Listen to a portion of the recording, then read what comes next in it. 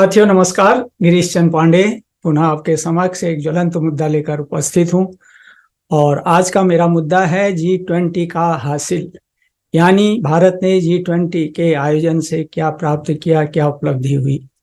साथियों, भारत की अध्यक्षता में 9 से 10 सितंबर 2023 को आयोजित G20 शिखर सम्मेलन से प्रारंभ जो एक चुनौती के रूप में हमारे सामने आ रहा था, वह आयोजन समाप्त होने तक न केवल भारत के लिए एक महान उपलब्धि में तब्दील हो गया, बल्कि भारत ने अंतर्राष्ट्रीय मंच पर इस समूह की प्रासंगिकता को और मजबूत भी किया। साथ ही इस सम्मेलन से भारत ने चीन, रूस तथा पाकिस्तान को भी परोक्ष रूप से विश्व में सुख शांति स्थापित करने का आग्रह किया। यही नहीं, ब्राजील को G20 की आगामी अध्यक्षता सौंपने के बाद भी प्रधानमंत्री नरेंद्र मोदी ने कहा कि भारत के पास नवंबर 2023 तक G20 की अध्यक्षता है।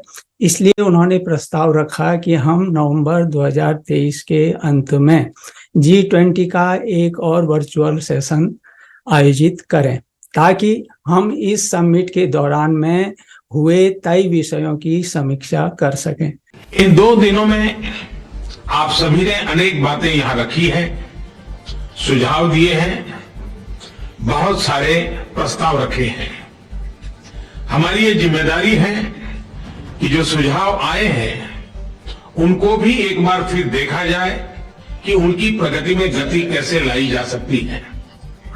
मेरा प्रस्ताव है कि हम नवंबर के अंत में G20 का एक वर्चुअल सेशन और रखें।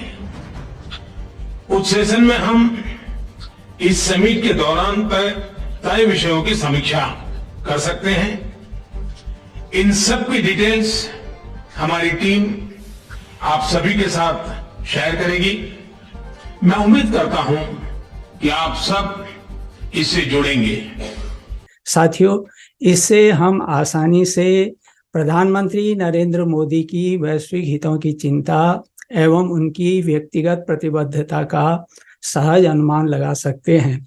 जब देश के प्रधानमंत्री की ऐसी उदात्त भावना हो और ठोस पहलकदमियां उनके स्तर से की जाती हों, तो उसी का नतीजा है कि भारत G20 की अपनी अध्यक्षता के दौरान विश्व में अपनी धाक जमाने में न केवल सफल हुआ, बल्कि विश्व को दिशा देने में भी भविष्य में उसकी भूमिका स्पष्ट उजागर हो गई, जैसा कि निम्नलिखित नेताओं के वक्तव्यों से भी स्पष्ट होता है।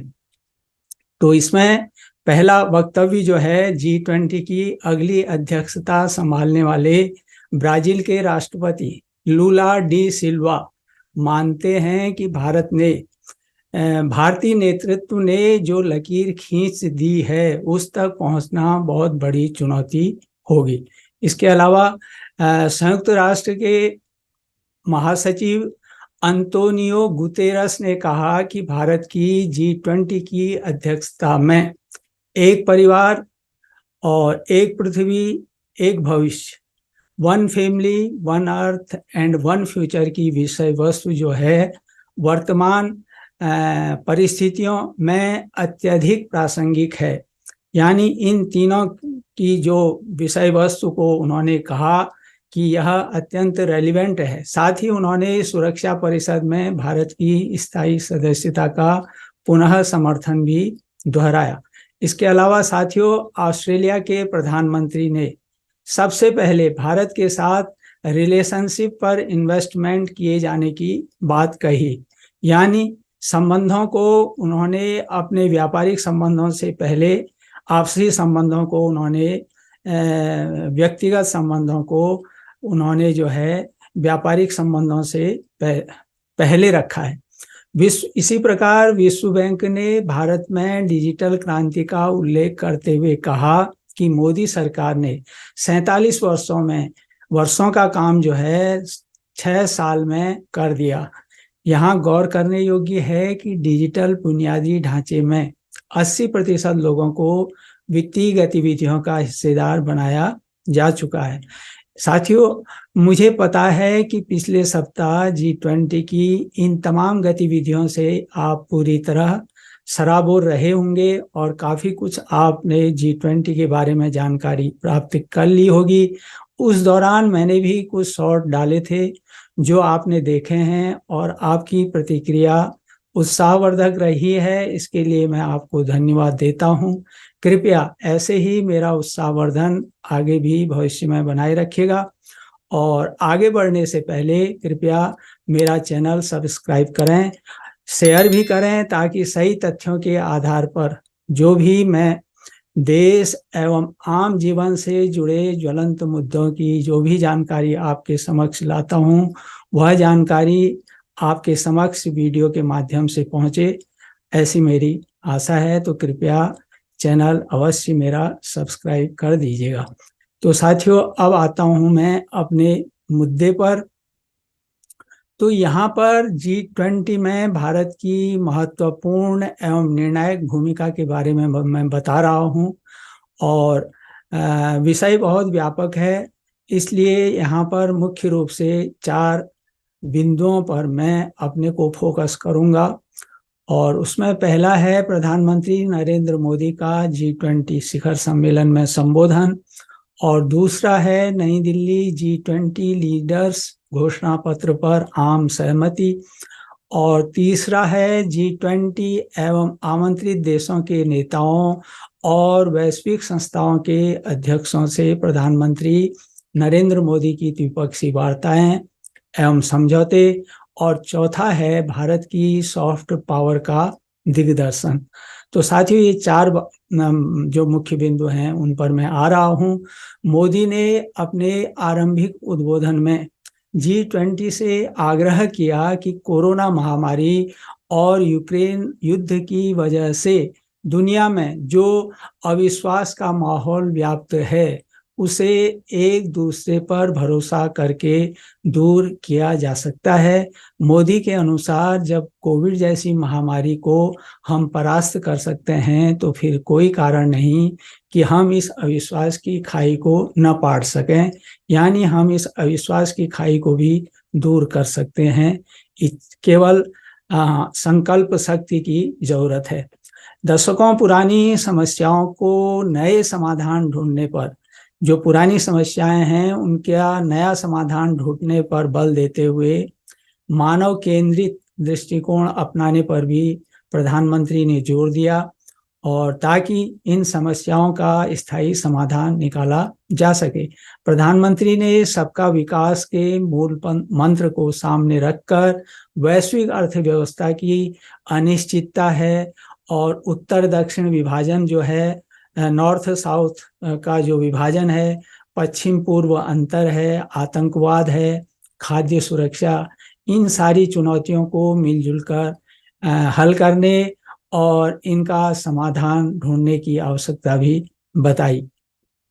इसके अलावा मोदी ने G20 को ग्लोबल साउथ यानी गरीब एवं कम विकसित जो देश हैं जिनको ग्लोबल साउथ कहते हैं, उनकी आवाज़ सुनने का भी आग्रह किया ताकि वे भी विश्व की मुख्य धारा से अपने को शामिल कर सकें।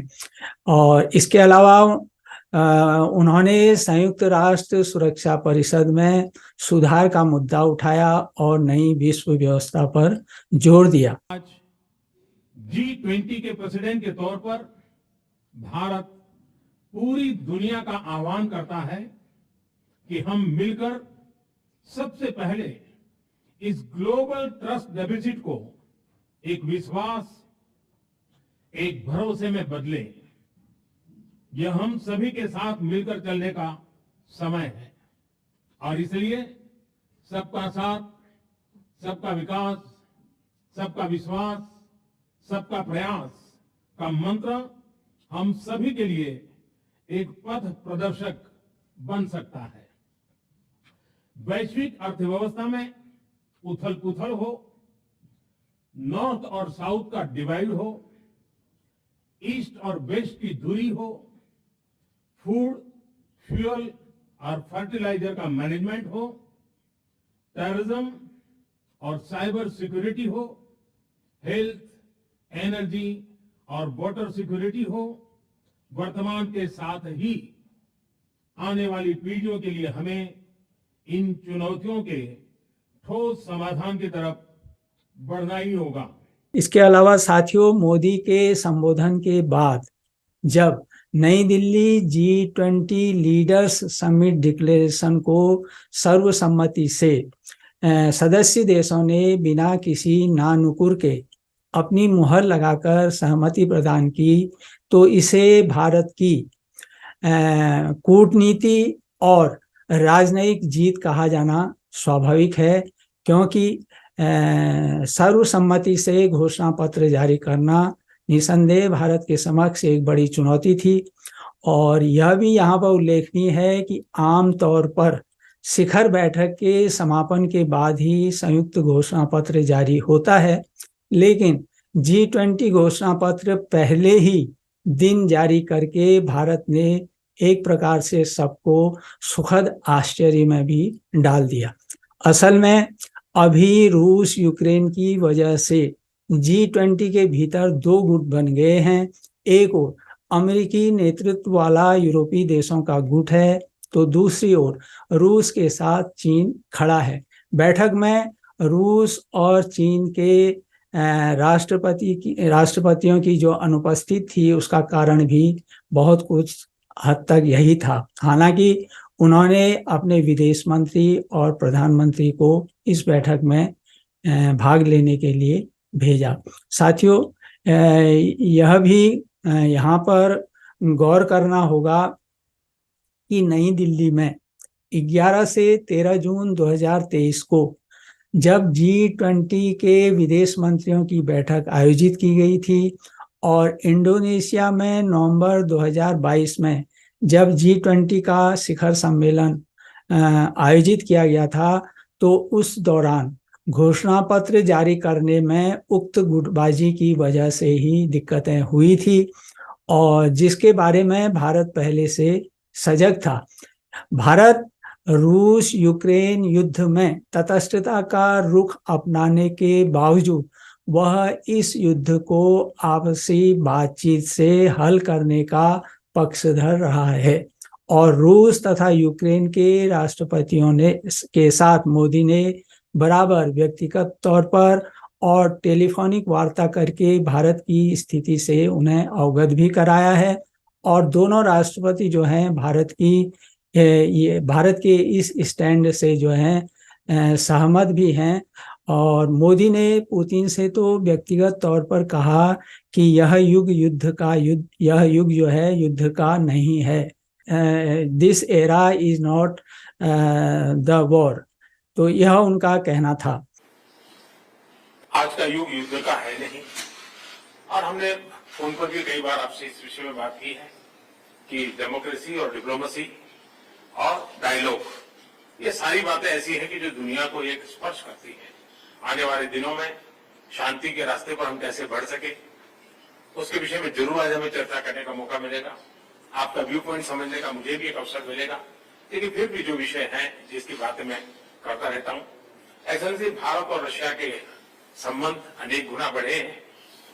हम इन संबंधों को इसलिए भी महत्व देते हैं कि हम एक ऐसे मित्र रहे हैं जो पिछले कई दशकों से हर पल एक दूसरे के साथ रहे हैं, और पूरी दुनिया भी जानती है कि भारत के साथ रशिया का नाता कैसा रहा है और रशिया के साथ भारत का नाता कैसा रहा है। लेकिन इसके बावजूद मोदी पर अमेरिकी गुट वाले सदस्यों का दबाव था कि G20 की बैठक में यूक्रेन को भी आमंत्रित किया जाए, लेकिन मोदी इस दबाव के समक्ष नहीं झुके, और इससे रूस एवं चीन के समक्ष भी भारत ने अपना संदेश देकर उनसे एक प्रकार से कोई कटुता मोल नहीं ली।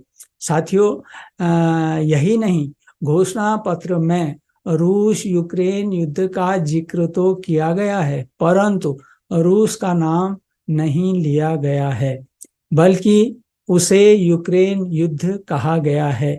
इसका यही कारण था कि ताकि यह घोषणा पत्र जो है रूस यूक्रेन युद्ध के बीच में न उलझ जाए। इसके अलावा यूक्रेन युद्ध को सभी देशों को संयुक्त राष्ट्र के चार्टर जो है उसके मकसद और मूल्यों के हिसाब से सुलझाने का आग्रह भी किया गया है घोषणा पत्र में। इसके अलावा यह भी ध्यान देने योग्य है कि सभी देशों को किसी अन्य देश की क्षेत्रीय अखंडता और संप्रभुता या राजनीतिक स्वतंत्रता के खिलाफ अधिग्रहण की धमकी या बल के इस्तेमाल से बचने की सलाह भी दी गई है। और अगर हम कहें तो यह संदेश एक प्रकार से जहां रूस के लिए है वहीं चीन के लिए भी हम इसे कह सकते हैं। आतंकवाद के हर रूप की आलोचना एवं उसे समाप्त करने की प्रतिबद्धता भी घोषणा पत्र में की गई है। परमाणु हथियारों का इस्तेमाल है या उसकी धमकी देना भी किसी हालत में मंजूर नहीं करने की बात भी घोषणा पत्र में शामिल है। संभवतः यह संदेश परोक्ष रूप से रूस को दिया गया है और जैसा आपको मालूम होगा कि बराबर रूस ने परमाणु हथियारों की धमकी का जो है यूक्रेन युद्ध के दौरान दी थी। घोषणा पत्र में विकसित देशों से आग्रह किया गया है कि वे सभी देशों विशेषकर ब्राजील है, इंडोनेशिया है, दक्षिण अफ्रीका जैसे देशों को साथ लेकर चलें, यानी ग्लोबल साउथ की यहाँ पर बात कही गई है। घोषणा पत्र में भारत की नई शिक्षा नीति 2020 को विश्व की स्वीकार्यता भी मिल गई है, यानी भारत अगर हम कहें कि विश्व गुरु बनने की राह में है तो कोई अनुचित नहीं होगा, क्योंकि सभी G20 देशों ने इस नई शिक्षा नीति की जो है एक प्रकार से तारीफ की है। One health joint plan of action 2022 से 2026 यह जो बनाया गया है इसको सभी G20 देशों ने स्वीकार किया है, यानी भविष्य में कोई भी कोरोना महामारी जैसी स्वास्थ्य आपदा आती है तो सभी देश एकजुट होकर उसका मुकाबला करेंगे और निश्चित तौर पर यह विचार पूरी तरह भारत का ही है। साथियों, 37 प्रश्नों का यह घोषणा पत्र 37 पेजेज जो हैं यह घोषणा पत्र है। 83 इसमें पैराग्राफ हैं, तो इसके विस्तार में अगर हम जाएंगे तो वीडियो काफ़ी लंबा हो जाएगा। इसलिए यहाँ पर घोषणा पत्र में जिन मुख्य 5 बातें या जो 5 स्तंभों पर जो यह घोषणा पत्र टिका है वे हैं, पहला तो है मजबूत, दीर्घकालिक, संतुलित और समावेशी विकास, और दूसरा है सतत विकास लक्ष्यों पर आगे बढ़ने में तेजी, और तीसरा है दीर्घकालिक भविष्य के लिए हरित विकास समझौता, और चौथा जो है 21वीं सदी के लिए बहुपक्षीय संस्थाओं की भूमिका एवं आवश्यक सुधार पर बल दिया गया है, और पांचवा जो है बहुपक्षवाद को पुनर्जीवित करना, मल्टीपोलर जिसको हम कहें मल्टीपोलर वर्ल्ड की बात इसमें कही गई है। साथियों, अब हम आते हैं G20 से इतर बैठकों पर, यानी G20 से जो अलग बैठकें हुई हैं प्रधानमंत्री नरेंद्र मोदी की, उस पर हम चर्चा करेंगे। ध्यान देने योग्य है कि भारत ने G20 की अपनी अध्यक्षता में G20 के अलावा 9 देशों यानी बांग्लादेश है, मिस्र है, मॉरिशस है, नीदरलैंड्स है, नाइजीरिया, ओमान, सिंगापुर, स्पेन और UAE को भी बैठक में आमंत्रित किया था। इसके अलावा UN है, IMF है और WB यानी वर्ल्ड बैंक है, WHO world health organization, WTO world trade organization, ये जो संगठन हैं G20 में नियमित रूप से आमंत्रित किए जाते रहे हैं, इसलिए इनकी उपस्थिति भी इस बार हुई। इस प्रकार अगर हम गौर करें तो G20 के साथ साथ उक्त सभी देशों से भारत के संबंध सौहार्दपूर्ण रहे हैं। इसलिए प्रधानमंत्री नरेंद्र मोदी ने G20 के शिखर सम्मेलन से अलग लगभग सभी देशों से आपसी हित के मसलों और भावी सहयोग पर 30 से अधिक द्विपक्षीय बैठकों में चर्चा की। अमेरिकी राष्ट्रपति जो बाइडेन के साथ मोदी की द्विपक्षीय वार्ता को अगर हम लें तो दोनों नेताओं की 77 मिनट्स की बैठक में जिन 29 इश्यूज पर विचार किया गया, जो 29 मुद्दे थे, उनका लबो-लुआब यही है कि अमेरिका भारत के साथ अपने आर्थिक और रक्षा संबंधों को और आगे ले जाना चाहता है। साथ ही संयुक्त राष्ट्र सुरक्षा परिषद में अमेरिका ने एक बार फिर से भारत की स्थायी सदस्यता का पुनः समर्थन किया।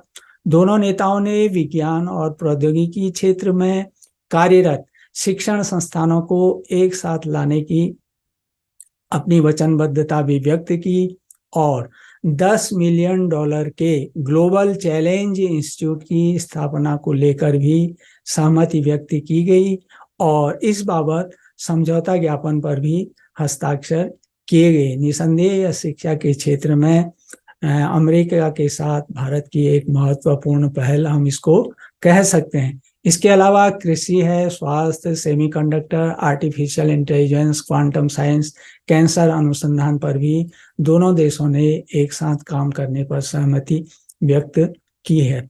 तो कहने का तात्पर्य यह है कि भारत अमेरिका के बीच सहयोग जो है, सहयोग का क्षेत्र काफी व्यापक बन गया है। साथियों, यहाँ ध्यान में लाना भी जरूरी है कि आज अमेरिका जो है चीन को पीछे छोड़ते हुए विश्व में भारत का पहला ट्रेड पार्टनर बन चुका है। यानी उस सबसे अधिक अगर हमारा द्विपक्षीय व्यापार होता है तो अमेरिका के साथ होता है।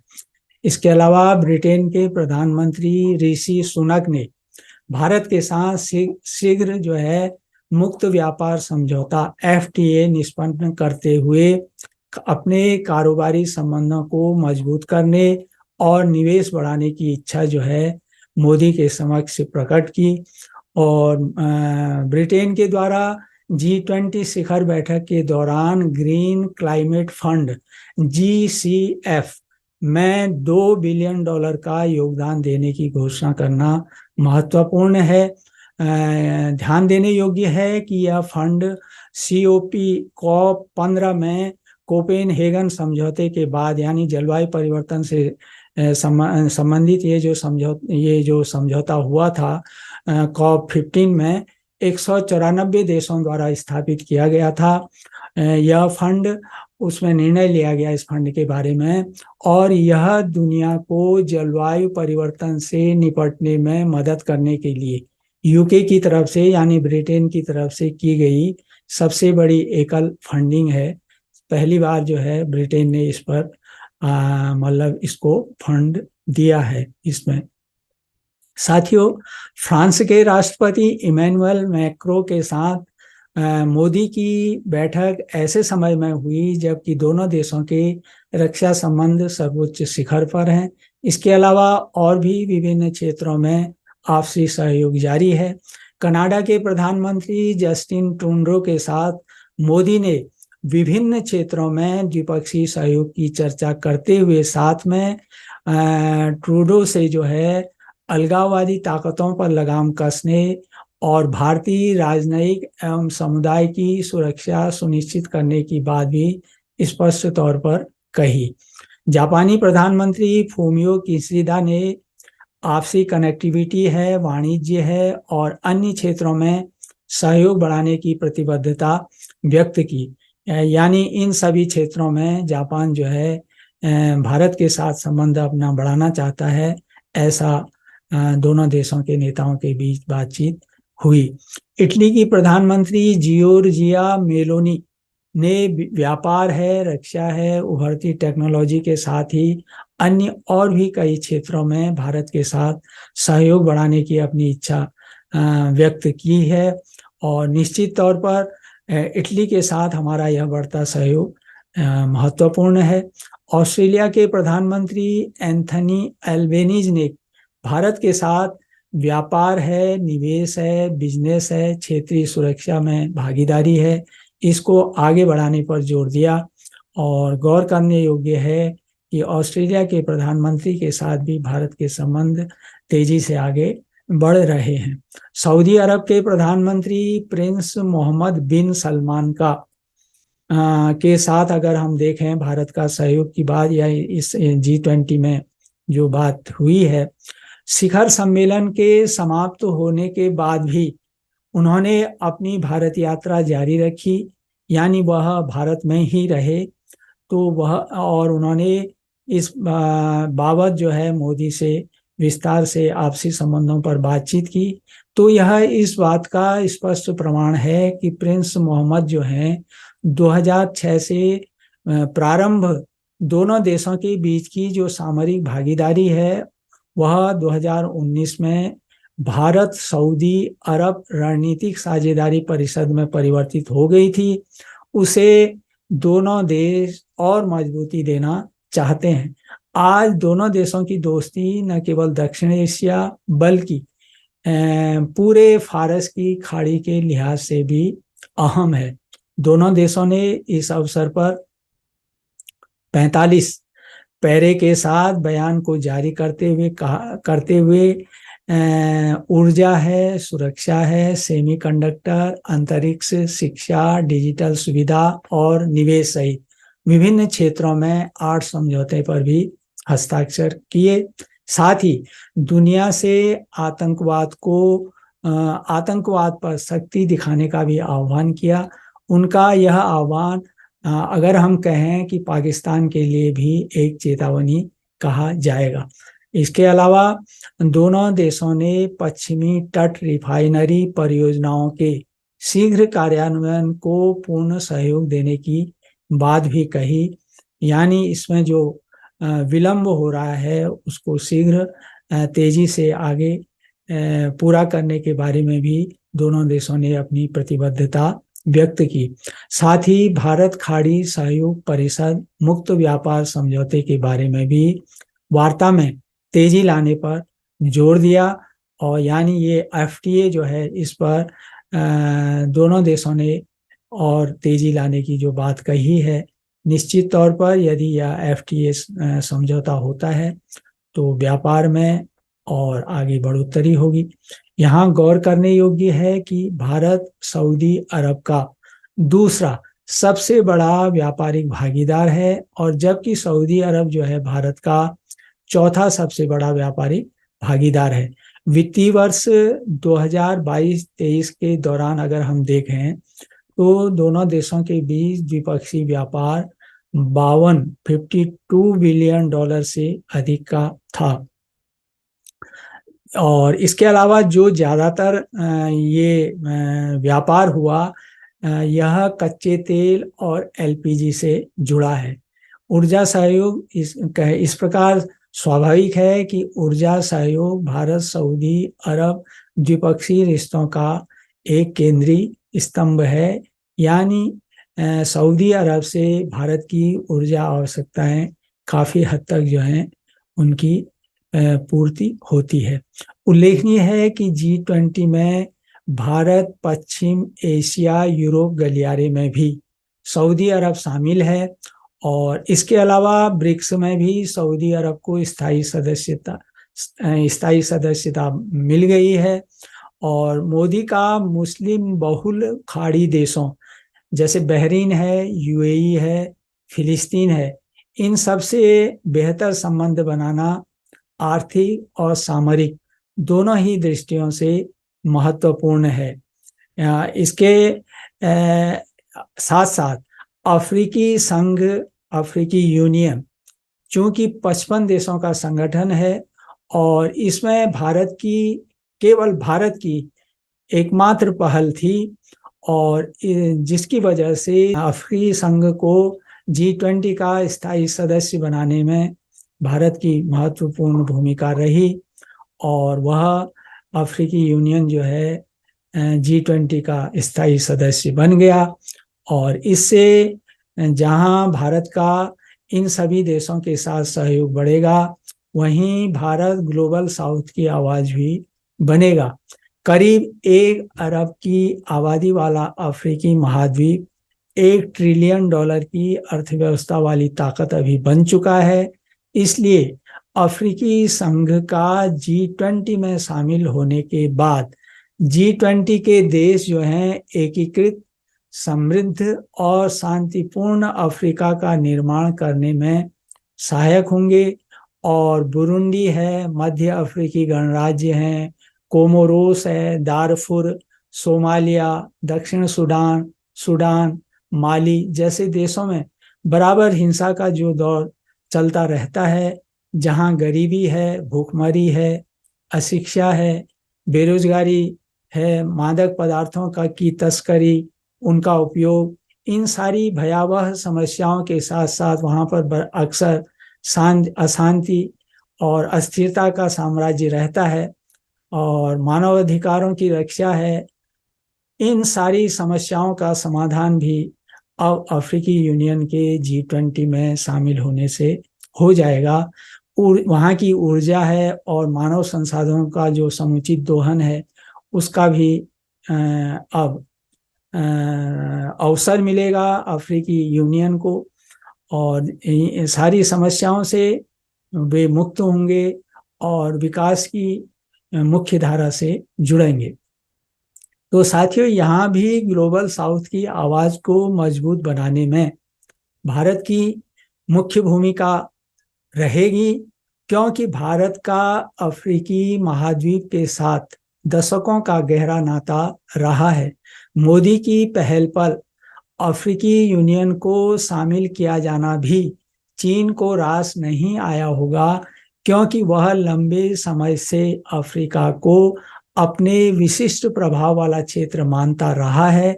चीन ने पिछले 2-3 दशकों से अफ्रीकी देशों में भारी निवेश किया है और रूस भी निवेश के साथ साथ राजनीतिक उठापटक करने में लगा रहता है। तो अब निसंदेह अब G20 में शामिल होने से अफ्रीकी यूनियन के जो देश हैं इससे मुक्त होंगे।